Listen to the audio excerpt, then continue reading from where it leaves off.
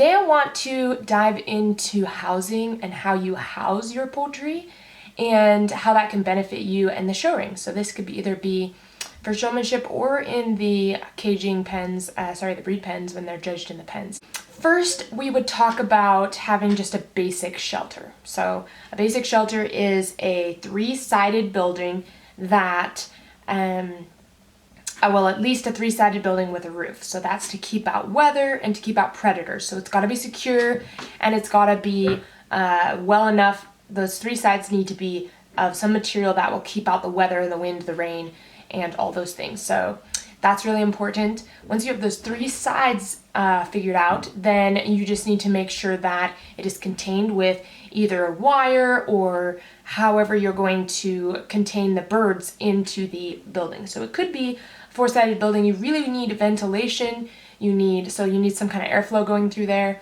You need some natural light to be able to get in. And so having three sides helps.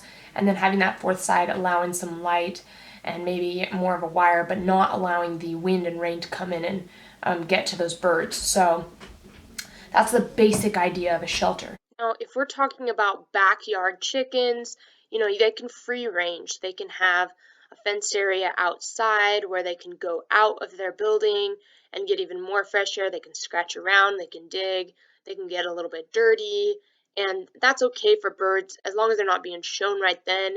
Give them some freedom, just make sure they're still safe. But when we're talking about showbirds and getting close to the show, you're probably going to want to switch that to stackable cages.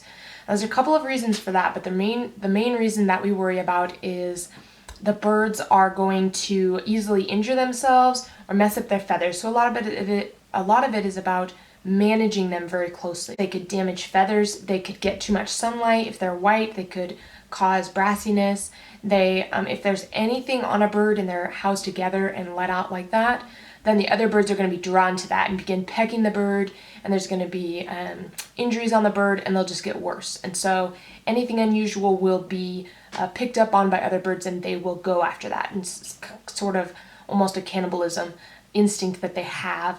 And so you really want to make sure that when you're getting showbirds, you need to kind of separate them out in stackable cages, and that way they're just protected. You can manage them, and you don't have to do this all of the time, but if you're getting close to shows, you really need to manage them and make sure they're ready. Now, most birds easily adapt to being separated in cages, and so that's perfectly fine. So the next thing would be, what do those stackable cages need to look like? Maybe they're not stackable, but they're individual cages, and so they need to be big enough that the bird can move around. You never want the feathers to be able to catch on the sides of the cage because it's too small, or be rubbing against them constantly. So you need room in there for those birds. It helps if the cage is still not wire, because even if it's big enough, they might still rub their feathers on it, and that damages all the tips of the feathers. So as showbirds, you really want that to be a smooth surface, maybe wood on the main sides of the cage. You could still have one side be wire for the gate or something like that, because again, you want airflow, you want light, you want those things to still get in. A good practice is to have wire on the bottom of the cage so that the droppings can fall through and they can stay clean. So that's a good idea. And then like a tray underneath that you can pull out and clean that up all the time to keep the smells and odors down as well. Okay, so cages like that is really great. All right, guys, let's look at these cages. So these ones are kind of lifted off the ground, and these are good cages because you can see they have a good roof on them and a wire front there. Okay, so here's another image. This one has, you can see the wire floor, you can see the wood around the back, you can see that the light can get in. These are really good cages here. Here's just another photo with some more birds in it, and one more right there. And the last thing I would say is just separating birds. We kind of talked about getting them out of the free range area, but then when they're in the cages, you can also separate them. If they're two hens that are really good together, then that's usually fine. And you just have to really monitor those birds and really manage them and make sure that they are staying healthy, their feathers are staying really good, and you can also manage their feed at this point, because if you're getting close to the show, you're going to want to kind of adjust their feed and get the best possible show quality to them. So you can only prove the care you've been doing for your birds if you've actually been doing it at home. So really take this seriously. The judges on show day are going to be looking at the care and quality of your bird when they see that bird. Either it's going to be on your short scorecard, or the judge is just going to be evaluating that from a showmanship standpoint and going, how much does this person care about their birds? And if you bring a bird in that isn't in that quality of care and condition, then it means that you're not putting the effort in as much, and you will not have as many points in showmanship because you haven't done as much care with those birds. Now, if you're doing an incredibly good job with this, you could even show white birds. And those white birds with those white feathers, if you're able to keep them so clean that the judge can see that care, that gives you another edge, because again, you're showing that those birds are perfectly cared for, and you're bringing the hardest to care for birds and proving that you did a good job getting them ready and keeping them perfectly white. So it's just a matter of just kind of learning how to feed, how to house, and how to care for those birds. But it really is a statement of the industry that we care and we want to make these birds look good. And we want to keep these birds healthy and we want to show these birds well.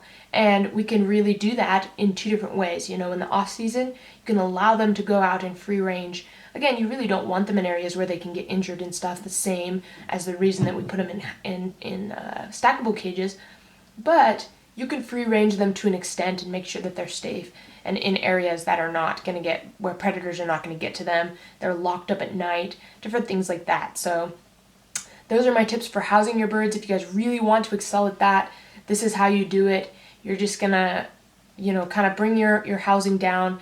And if you take it seriously, the judge will notice. And that's a really big deal. So hey guys, keep an eye out for my poultry showmanship book. It's not going to cover housing as much as it will exactly how to select a showmanship bird, how to take that bird, how to train that bird, how to make the best and most impressive impression on that judge. And I really nail in that, how to take on that judge or take on other showmen, and just nail down every single step of showmanship. And it's really fun because it's all about processes with poultry, which is really neat. There's not a ton that you can't learn from someone else.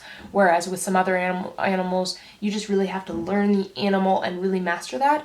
With poultry, it's more about, are you studying what you need to? And if you get a book like mine, it's going to take you step by step through all the different types of topics judges might ask you about, all the type of information they're going to expect you to know without them even asking you. You're just going to tell them in terms of like an examination or caging or things like that. So I hope you guys will keep an eye out. Subscribe to our channel, to our page, all the things, and keep an eye out because we will show you what's coming up next.